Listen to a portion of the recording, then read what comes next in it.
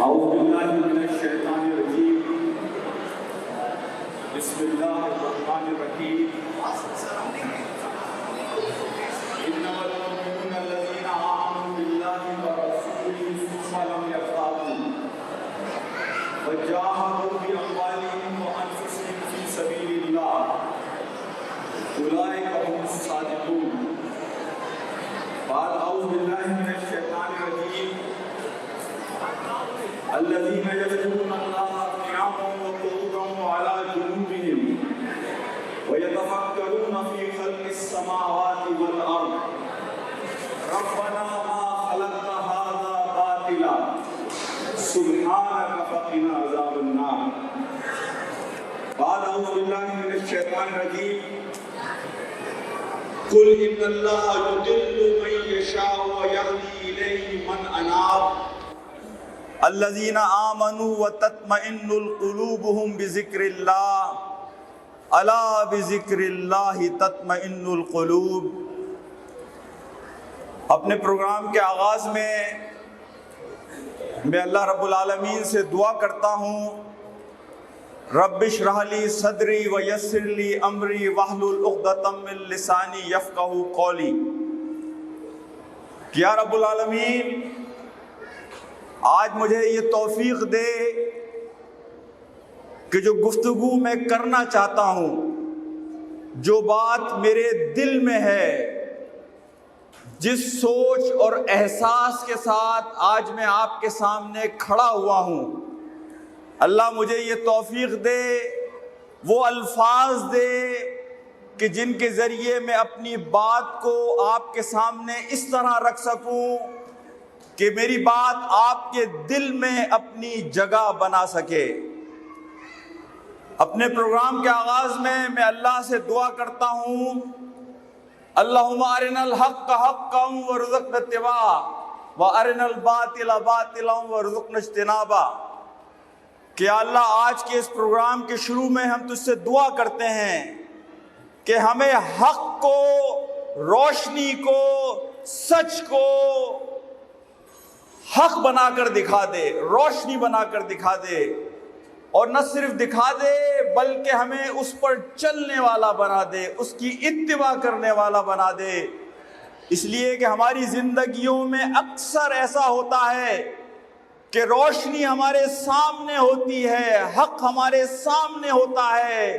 لیکن ہم اس کے باوجود اسے اختیار کرنے سے اجتناب کرتے ہیں. ہم پروگرام کے آغاز میں اللہ سے دعا کر رہے ہیں کہ اللہ ہمیں اندھیروں کو، ظلم کو، باطل اور اندھیرا بنا کر دکھا دے اور ہمیں اس سے بچنے والا بنا دے. ہم اپنے پروگرام کے آغاز میں اللہ سے دعا کر رہے ہیں اللہم انی اسألک علما نافعا ورزقا طیبا وعملا متقبلا آمین یا رب العالمین. کہ ہمیں وہ علم عطا فرما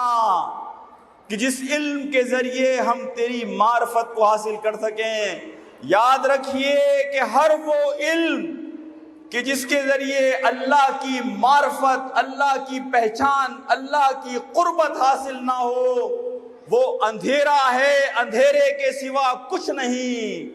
اور ہر وہ علم کہ جو میرے عمل کا حصہ نہ بنے، جو میرے معاملات کا حصہ نہ بنے، جو میری اخلاقیات کا حصہ نہ بنے، وہ علم ظلم ہے، ظلم کے سوا کچھ نہیں. ہم اپنے پروگرام کے آغاز میں اللہ سے دعا کر رہے ہیں کہ ہمیں رزق طیب عطا فرما. میں اپنے سامعین کو ہمیشہ یہ بات کہتا ہوں کہ رزق صرف مال کا نام نہیں ہے. اس دنیا میں زندگی گزارنے کے لیے جو چیز بھی آپ کو درکار ہے اس کا نام رزق ہے. آپ کا مال آپ کا رزق ہے، آپ کی اولاد آپ کا رزق ہے، آپ کے عزیز رشتہ دار آپ کا رزق ہے، آپ کے دوست احباب آپ کا رزق ہیں، آپ کی دعائیں آپ کا رزق ہیں، اور اوروں کی دعائیں آپ کے لیے آپ کا رزق ہے. اسی لیے ہمارے ایک بزرگ کہتے ہیں کہ بہت سارے لوگوں کی تقدیر دوسرے لوگوں کے منہ میں ہوتی ہے، اس لیے کہ جب وہ دوسرے لوگ ان کے لیے دعا کرتے ہیں تو ان کی دعائیں اس کی تقدیر میں شامل ہو جاتی ہیں۔ اور یہاں ضمناً ایک بات کہوں آپ سے کہ زندگی میں اگر آپ اپنے رزق میں کشادگی چاہتے ہیں، رزق میں برکت چاہتے ہیں، رزق میں اللہ کی رحمت چاہتے ہیں، تو اپنے دسترخوان کو کشادہ کیجئے اور لوگوں کی دعاؤں کو اپنے حق میں شامل کیجئے۔ جب آپ کا دسترخوان وسیع ہوگا اور لوگوں کی دعائیں آپ کے لیے آپ کے ساتھ شامل ہو جائیں گی تو آپ لوگوں کے رزق میں، لوگوں کی تقدیر میں شامل ہو جائیں گے میرے بھائیوں، دوستوں اور ساتھیوں۔ اور آخری حصہ دعا کا ہم نے اللہ سے یہ کیا وَعَمَلًا مُتَقَبَّلًا، یا اللہ پروگرام کے آغاز میں ہم تجھ سے دعا کرتے ہیں کہ ہمیں وہ عمل کرنے کی توفیق دے کہ جو عمل تیری بارگاہ میں قابل قبول ہو، جو تجھے پسند ہو۔ رب اوزعنی ان اشکر نعمتک التی انعمت علی وعلی والدی وان اعمل صالحا ترضاہ وادخلنی برحمتک فی عبادک الصالحین۔ حضرت سلیمان علیہ السلام کی یہ دعا ہے سورہ نمل کے اندر کہ جس میں وہ اللہ سے دعا کر رہے ہیں کہ مجھے شکر گزار بندہ بنا اپنا ان تمام نعمتوں پر کہ جو نعمتیں تو نے مجھے دی اور میرے والدین کو دی۔ وَأَنْ عَمَلَ صَالِحًا تَرْضَىٰ، اور وہ عمل کرنے والا بنا کہ جو عمل تیری بارگاہ میں قابل قبول ہو۔ میرے بھائیوں، دوستوں اور میرے ساتھیوں، تو اس دعا کے ساتھ ہم اپنے پروگرام کا آغاز کرتے ہیں۔ قرآن کی کچھ آیات میں نے آپ کے سامنے پڑھی۔ آج جس موضوع پر میں گفتگو کروں گا وہ موضوع یہ ہے کہ اس پوری کائنات میں انسان وہ واحد مخلوق ہے اللہ کی کہ جو سکون میں نہیں ہے۔ پوری کائنات ایک سکون کے ساتھ، ایک ترتیب کے ساتھ چل رہی ہے۔ سبح للہ ما فی السماوات وما فی الارض، پوری کائنات کی ایک ایک شے اللہ کی تسبیح، اللہ کی حمد بیان کر رہی ہے۔ وہ کام کر رہی ہے جس کام کے لیے اللہ سبحانہ و تعالیٰ نے اس شے کو بنایا، اور چونکہ وہ کام کر رہی ہے جس کے لیے اللہ نے بنایا، اللہ کی تسبیح، اللہ کی حمد کر رہی ہے، اس لیے وہ سکون کے اندر ہے۔ یاد رکھیے کہ انسان کے جس کے بارے میں اللہ خود یہ کہتا ہے لقد کرمنا بنی آدم، انسان کو اللہ نے مسجود الملائک بنایا۔ کسی مخلوق کے لیے اللہ نے فرشتوں کو یہ حکم نہیں دیا کہ سجدہ کرو سوائے انسان کے۔ اللہ نے کسی مخلوق کے لیے نہیں کیا کہا کہ لقد کرمنا بنی آدم، نہیں، کسی مخلوق کا اکرام نہیں کیا، لیکن انسان کے لیے اللہ نے کہا لقد کرمنا بنی آدم۔ ہم نے اس کو مسجود الملائک بنایا، ہم نے تمام فرشتوں کو، فرشتوں کے سردار حضرت جبرائیل علیہ السلام کو بھی یہ حکم دیا کہ تم انسان کو سجدہ کرو۔ انسان کا مقام دیکھیے کہ اللہ سبحانہ و تعالیٰ فرما رہے ہیں کہ ہم نے اسے احسن تقویم پر بنایا، ہم نے اسے بہترین ساخت پر بنایا۔ میرے بھائیوں، اللہ نے انسان کو دنیا میں اپنا نمائندہ بنایا، اپنا خلیفہ بنایا۔ اندازہ کیجئے کہ اس پوری کائنات میں آج اگر کوئی مخلوق بے سکونی میں ہے، بے چینی میں ہے، سکون کی تلاش میں ہے، اضطراب میں ہے، وہ انسان ہے۔ حالانکہ انسان تو اللہ کی سب سے بہترین مخلوق، اسے تو سب سے پہلے سکون میں ہونا چاہیے۔ اس کی وجہ یہ ہے کہ ہم فطرت سے جنگ کرتے ہیں، ہم اللہ کی کائنات میں جو چیزیں ہیں ان سے جنگ کرتے ہیں۔ اللہ نے ہمیں جس مقصد کے لیے پیدا کیا، ہم اس مقصد کے خلاف غلط سمت میں چلنے کی، مخالف سمت میں چلنے کی کوشش کرتے ہیں۔ دیکھیں، اگر ہم اسی سمت میں چلیں کہ جس سمت میں اللہ ہمیں چاہتا ہے کہ ہم چلیں، تو اس پوری کائنات کی ایک ایک چیز آپ کی مددگار بن جائے گی۔ اسی لیے میرے نبی محترم نے جو حدیث میں یہ بات کہی کہ سمندر کی مچھلیاں بھی اللہ کی راہ میں نکلنے والوں کے لیے دعائیں کرتی ہیں، تو اس کائنات کی ہر چیز میری اور آپ کی مددگار بن جائے گی، اس لیے کہ یہ ساری کائنات اللہ نے انسان کے لیے بنائی،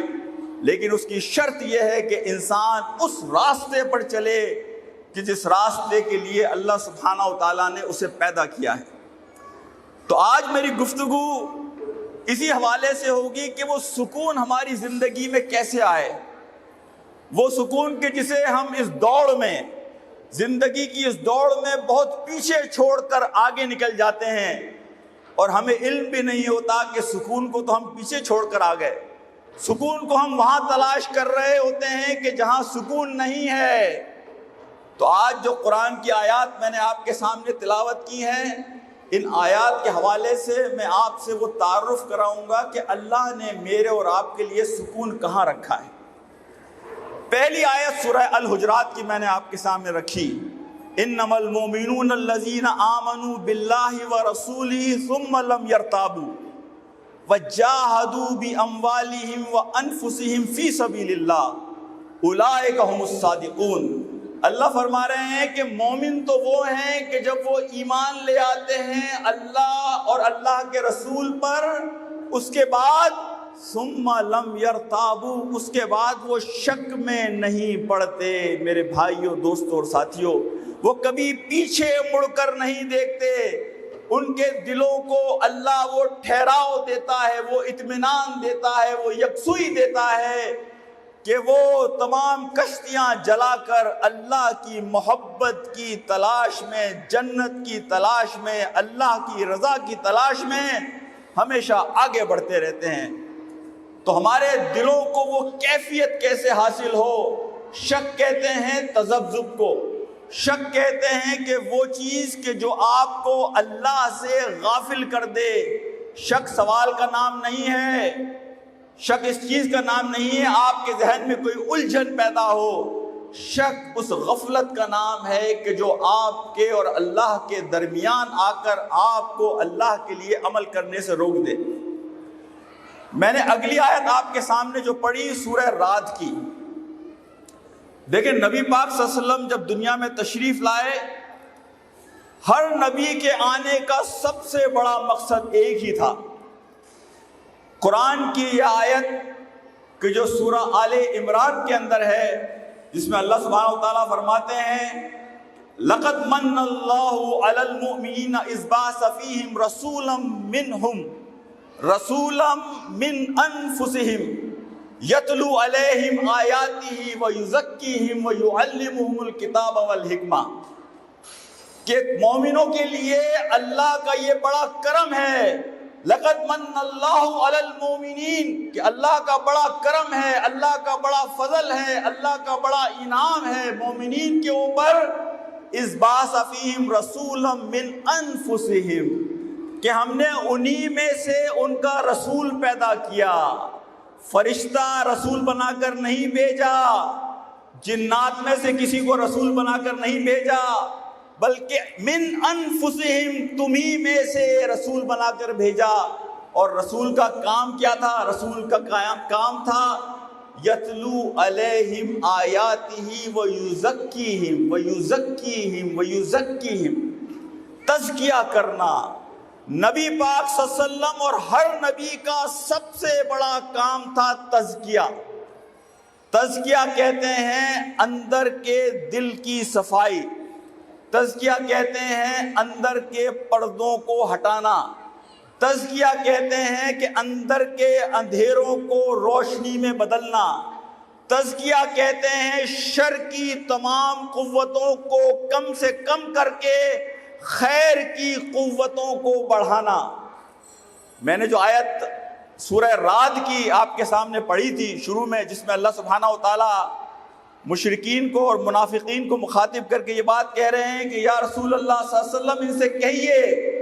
قُلْ إِنَّ اللَّهَ يُضِلُّ مَن يَشَاءُ وَيَهْدِي إِلَيْهِ مَنْ أَنَابَ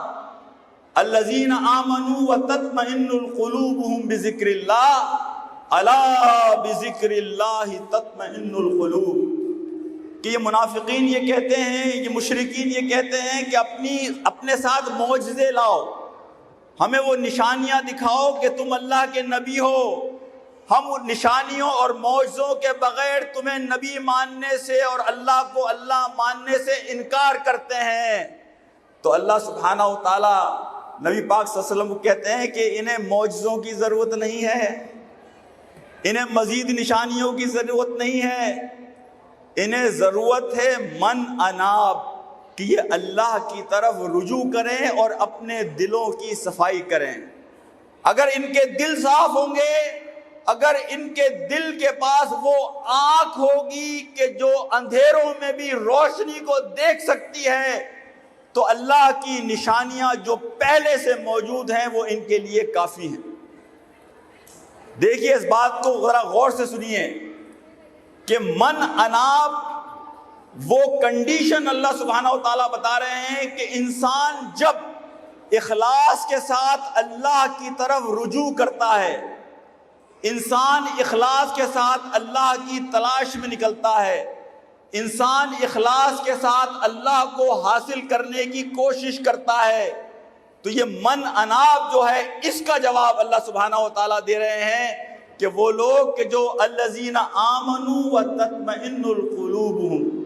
بذکر اللہ الا بذکر اللہ تطمئن القلوب،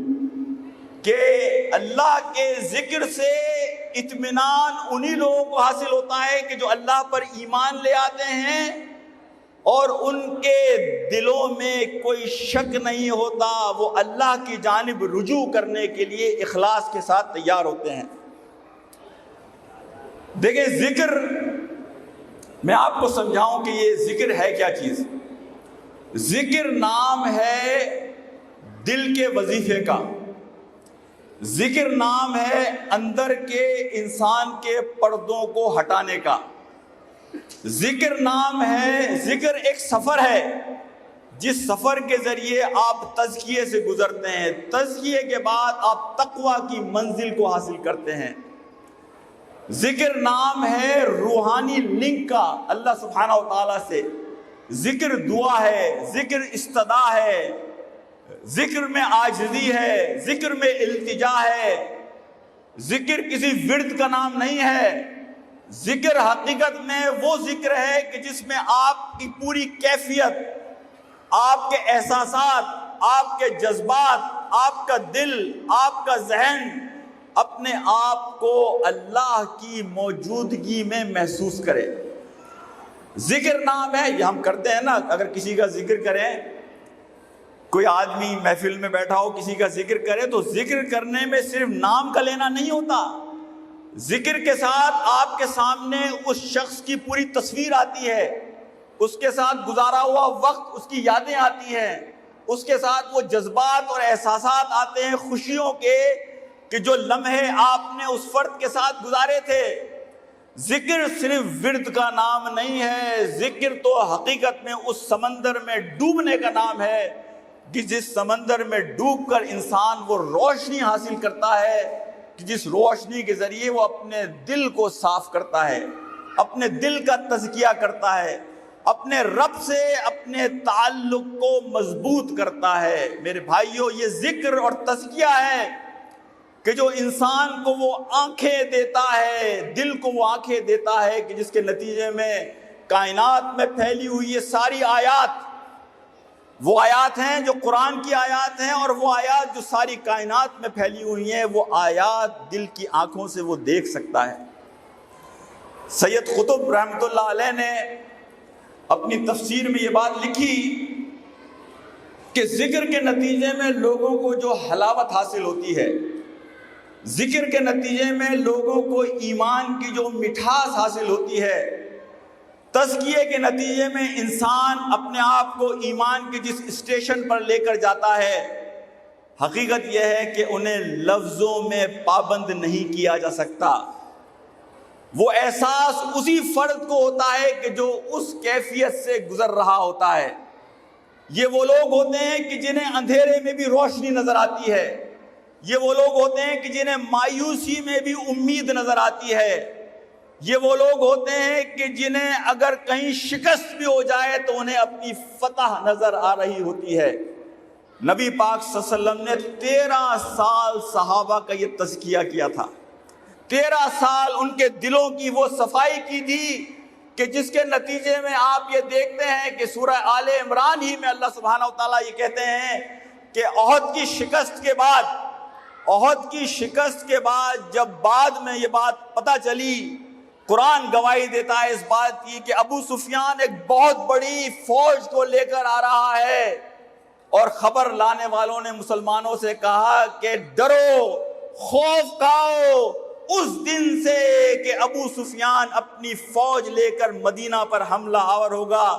تو قرآن کہتا ہے کہ اس خبر کے نتیجے میں ایمان والے خوف میں نہیں آئے بلکہ زادتہم ایمانا، کہ ان کا ایمان اور بڑھ گیا، اس لیے کہ وہ لوگ کہ جو اپنے دل کا تزکیہ کر لیتے ہیں وہ اپنی زندگیوں کو اللہ کے حوالے کر دیتے ہیں، وہ اللہ کو اپنے ساتھ ہر لمحے موجود پاتے ہیں۔ مجھے یاد آتا ہے خندق کا وہ واقعہ کہ جس کے بارے میں حضرت عائشہ رضی اللہ تعالی عنہ فرماتی ہیں کہ خندق کے دن سے زیادہ مشکل دن ہم نے نہیں دیکھا، اور کیفیت یہ تھی کہ جب یہ خبر آئی نبی محترم صلی اللہ علیہ وسلم کے پاس کہ سارے دشمن ایک جگہ جمع ہو گئے ہیں آپ سے مقابلہ کرنے کے لیے، تو حضرت عائشہ کہتی ہیں کہ شدت غم سے نبی محترم صلی اللہ علیہ وسلم زمین پر لیٹ گئے۔ حضرت عائشہ یہ بات کہتی ہیں کہ خندق کے موقع پر صحابہ کے کیمپوں سے کرہانے کی جو آوازیں راتوں کو ہمیں آتی تھیں، ایسی آوازیں ہم نے کرہانے کی صحابہ کے کیمپوں سے کبھی نہیں سنی۔ لیکن قرآن گواہی دیتا ہے کہ صحابہ نے جب مشرکین کو ایک جگہ جمع ہوتے ہوئے دیکھا تو اس کے نتیجے میں ان کا ایمان نہیں کمزور ہوا، بلکہ صحابہ چیخ اٹھے کہ یہ وہی دن ہے کہ جس دن کا وعدہ میرے رب نے مجھ سے کیا تھا۔ انہیں اس دن بھی اندھیروں میں روشنی نظر آ رہی تھی، اس لیے کہ انہیں معلوم ہے کہ ساری دنیا غلط ہو سکتی ہے لیکن میرے رب کا کیا ہوا وعدہ غلط نہیں ہو سکتا۔ تو میرے بھائیوں، دوستوں اور ساتھیوں، یہ کیفیت پیدا ہوتی ہے تزکیے کے بعد، ذکر کے ذریعے اپنے دل کی صفائی کے بعد۔ یہ تزکیہ کیا کام کرتا ہے؟ یہ انسان کے اندر ایک اضطراب پیدا کرتا ہے، یہ انسان کے اندر ایک تڑپ پیدا کرتا ہے، یہ انسان کے اندر ایک بے چینی پیدا کرتا ہے۔ کچھ انسان ایسے ہوتے ہیں کہ جو زندہ ہوتے ہیں لیکن وہ زندہ لاش ہوتے ہیں۔ ہمارے معاشرے میں بے شمار لوگ آپ کو ایسے ملیں گے کہ جن کے بارے میں سید قطب یہ فرماتے ہیں کہ بڑا بدنصیب، بلکہ لفظ جو انہوں نے استعمال کیا وہ بڑا بدبخت اور بدنصیب وہ شخص ہے کہ جو اس دنیا میں آئے اور دنیا میں آنے کے بعد بھی اللہ کو نہ پہچان سکے، اللہ کی معرفت حاصل نہ کر سکے۔ وہ اس دنیا میں آئے اور ساری زندگی یہ بات نہ سمجھ سکے کہ اللہ سبحانہ و تعالیٰ نے اسے اس دنیا میں کس مقصد کے لیے پیدا کیا تھا۔ یہ سارا بکھیڑا زندگی کا اللہ سبحانہ و تعالیٰ نے اس کے اوپر کیوں ڈالا تھا؟ وہ ساری زندگی اس دنیا میں رہے اور اپنی نسبت اس کائنات کی ہر چیز سے نہ سمجھ سکے۔ میرے بھائیوں، دوستوں اور ساتھیوں، تو وہ تڑپ کہ جو تڑپ آپ کو بے چین کر دے یہ معلوم کرنے کے لیے کہ میرے رب نے مجھے اس دنیا میں کیوں بھیجا ہے، اصل میں وہ تڑپ اور اضطراب ہے جو تزکیے کے نتیجے میں پیدا ہوتا ہے۔ اور جو اضطراب اور وہ تڑپ، وہ بے چینی ایک مرتبہ پیدا ہو جائے تو انسان چین سے نہیں بیٹھتا اس وقت تک کہ جب تک وہ اللہ کی معرفت حاصل نہ کر لے، اللہ کو نہ پہچان لے، اپنے سفر کی سمت کو صحیح نہ کر لے، اپنے دل کے قبلے کو صحیح نہ کر لے، اپنے دل کی آنکھ کو صاف نہ کر لے۔ اور آپ کو ایک بڑی حیرت انگیز بات میں بتاؤں کہ وہ خوش نصیب لوگ کہ جنہیں اللہ یہ تڑپ اور بے چینی دے دیتا ہے،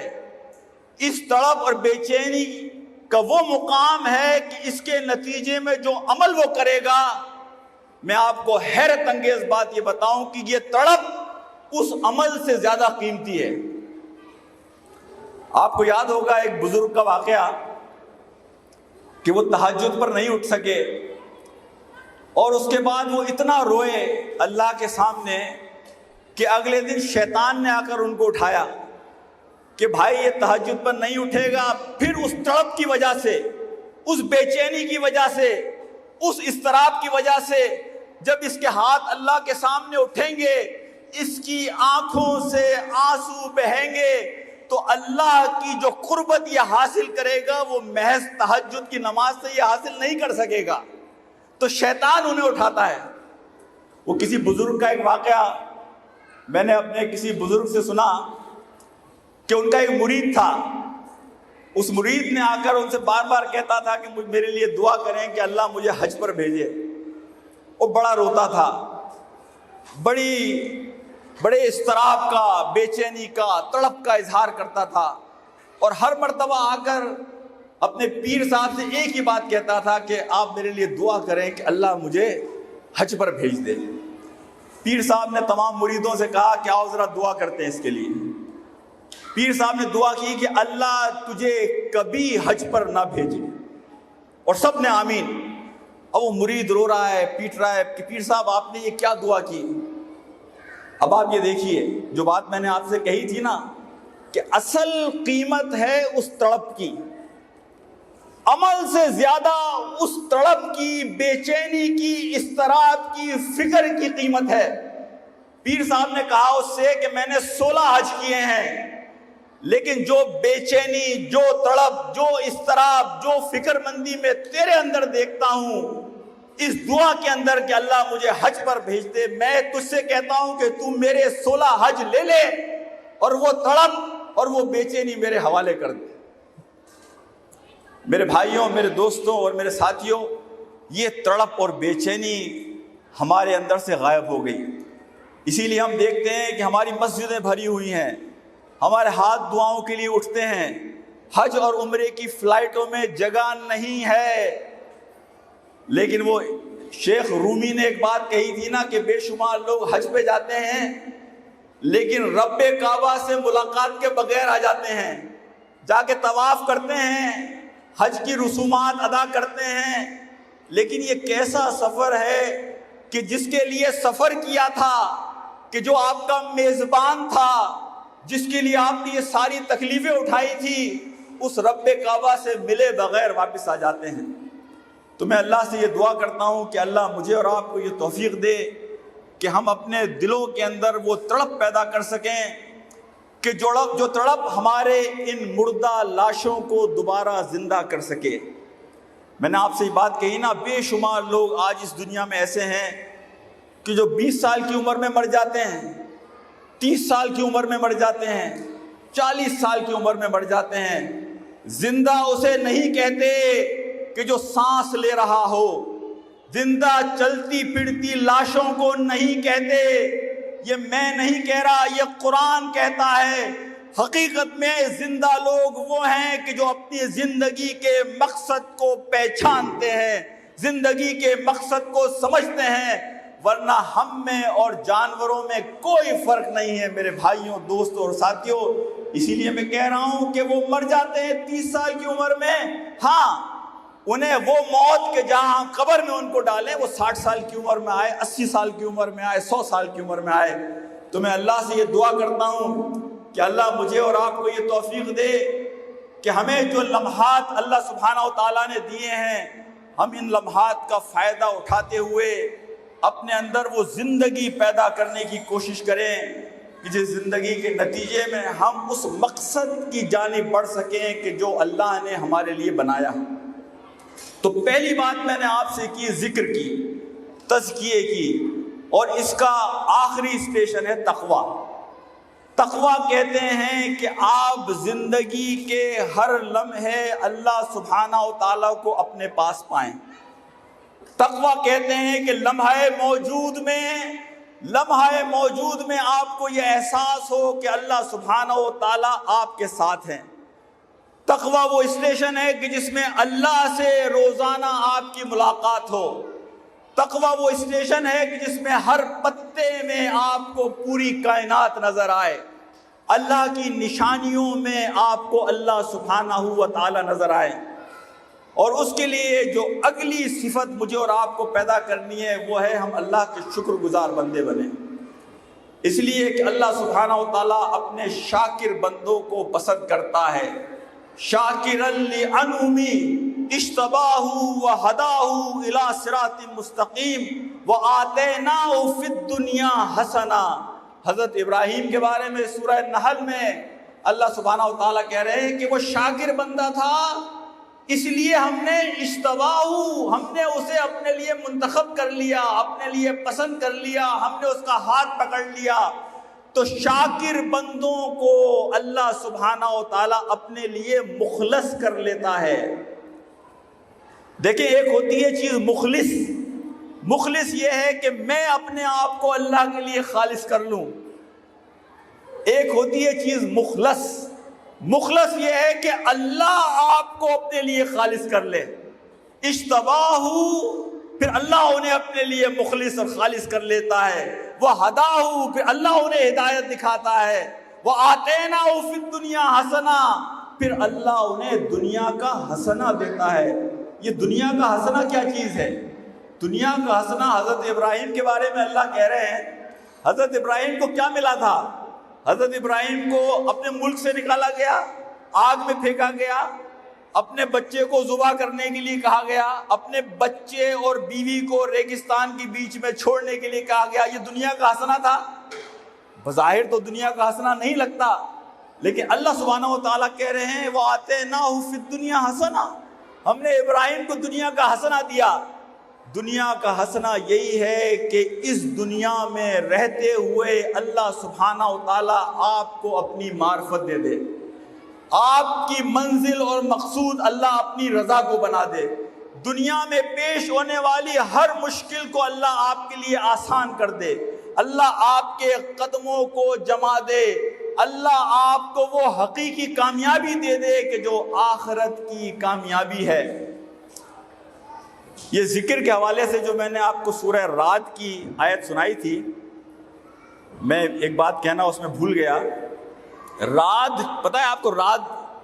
یہ دیکھیں قرآن کے بارے میں آپ کو ایک بات کہوں کہ ہم جب میڈیکل کالج وغیرہ میں تھے تو مجھے یاد ہے کہ قرآن کا تعارف ہمارے ساتھ یہ تھا کہ قرآن تو شاید کچھ کہانیوں کی کتاب ہے، اس میں موسیٰ علیہ السلام کی کہانی آتی ہے، عیسیٰ علیہ السلام کی کہانی آتی ہے، کہیں ابراہیم علیہ السلام، یہ تو کہانیوں کی کتاب ہے۔ لیکن اللہ میرا گواہ ہے کہ جب اللہ نے یہ ذرا سی توفیق دی، ذرا سی، وَمَا أُوتِيتُم مِّنَ الْعِلْمِ إِلَّا قَلِيلًا، میرا اور آپ کا علم اللہ کے علم کے مقابلے میں سمندر میں ایک قطرے کے برابر بھی نہیں ہے۔ یہ قرآن میں سورہ کہف میں اللہ سبحانہ و تعالیٰ کہہ رہے ہیں وَمَا أُوتِيتُم مِّنَ الْعِلْمِ إِلَّا قَلِيلًا۔ لیکن آج جب آپ قرآن کو پڑھتے ہیں تو آپ کو اندازہ ہوتا ہے کہ اس کے ایک ایک لفظ میں وہ سمندر ہے۔ نبی محترم نے اس قرآن کی ایک ایک آیت کو جس طرح سے موتیوں کی طرح پرویا ہے، انسان حیران رہ جاتا ہے۔ سورہ رعد، رعد کہتے ہیں تھنڈر کو، رعد کہتے ہیں طوفان کو، رعد کہتے ہیں آندھی کو، کہ جہاں ہر چیز ہل رہی ہو، اس آندھی، اس طوفان، اس تھنڈر، اس کیفیت کے اندر اللہ سبحانہ و تعالیٰ یہ بات کہہ رہے ہیں کہ اگر تم میرا ذکر کرو گے تو اس ذکر کے نتیجے میں تمہیں وہ کیفیت حاصل ہوگی کہ جو سکون کی کیفیت ہے۔ تو یہ آیت جو میں نے آپ کے سامنے پڑھی تھی، الذین آمنوا وتطمئن قلوبہم بذکر اللہ، الا بذکر اللہ تطمئن القلوب، کہ اگر تم اس دنیا کے تھنڈر میں کہ جہاں ظلم ہے، زیادتی ہے، رشوت ہے، بے حیائی ہے اور اللہ کی نافرمانیاں ہیں، اس دنیا کے زلزلے میں، طوفان میں، آندھی میں، اس دنیا میں رہتے ہوئے اگر تم اپنے دل میں ثبات چاہتے ہو، ٹھہراؤ چاہتے ہو، تو تمہارے لیے بہترین طریقہ یہ ہے کہ اس میں اللہ کا ذکر کرو تو اس تھنڈر کے باوجود،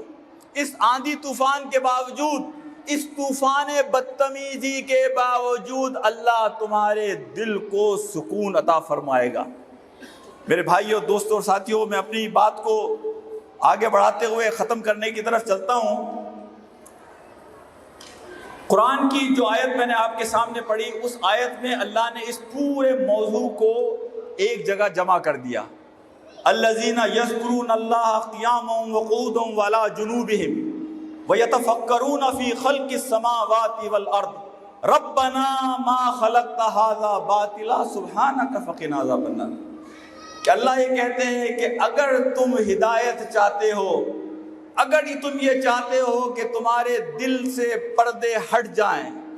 اگر تم یہ چاہتے ہو کہ تمہارے اندر کے اندھیرے ختم ہو جائیں،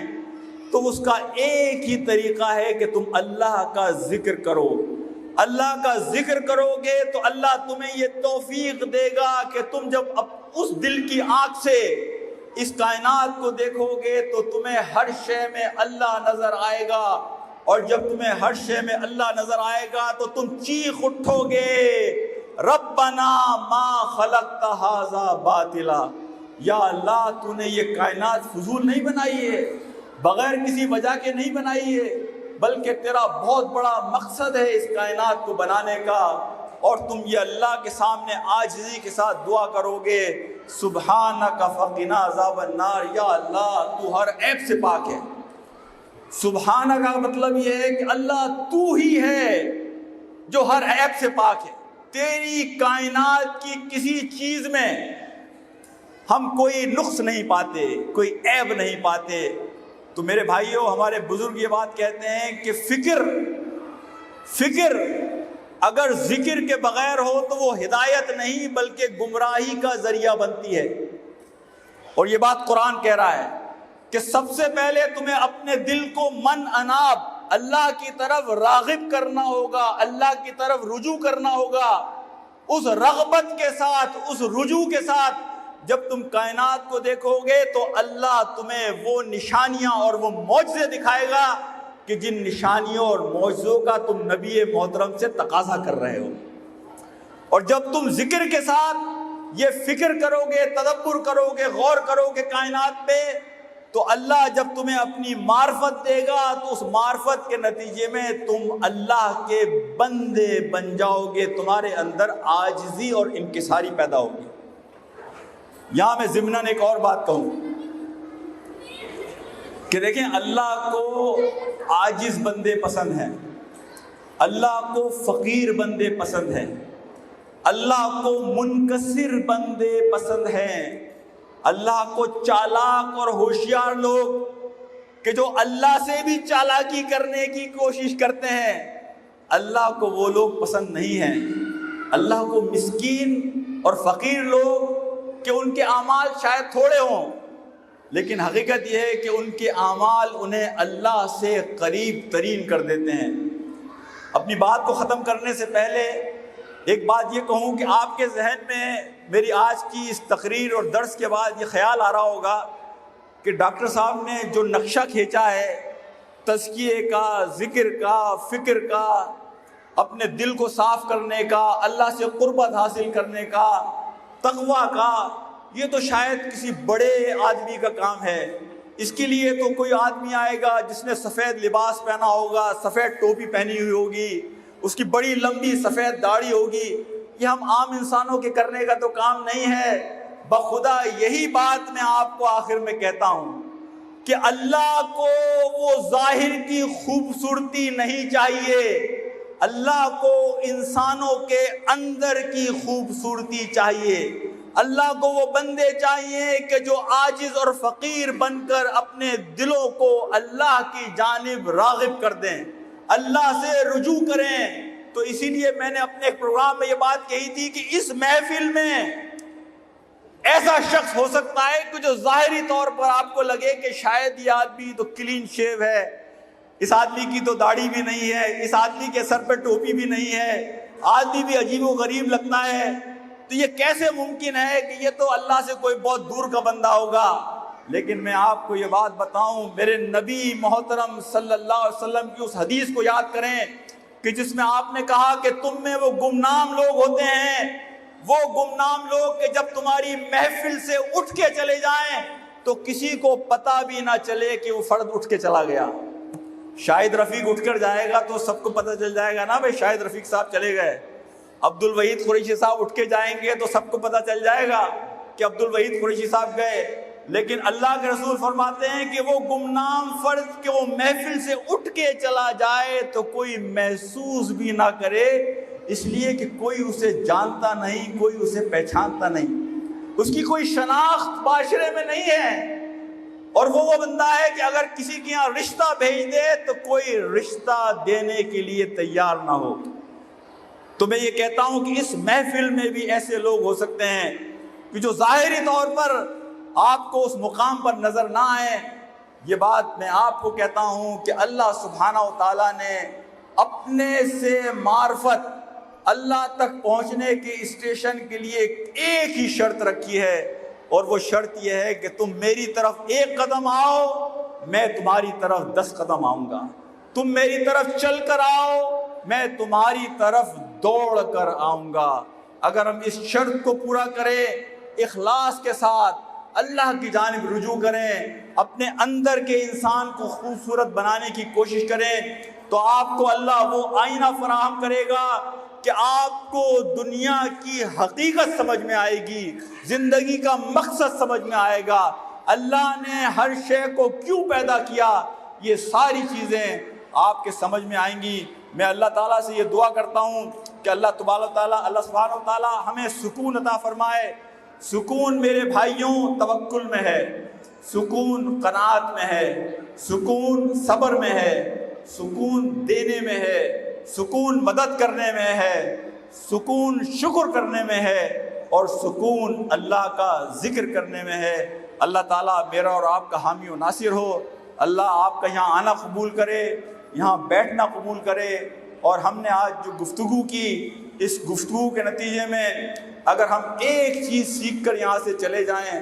کہ ہم اپنے دلوں کو اللہ کے لیے خالص کریں، اپنی خلوتوں کو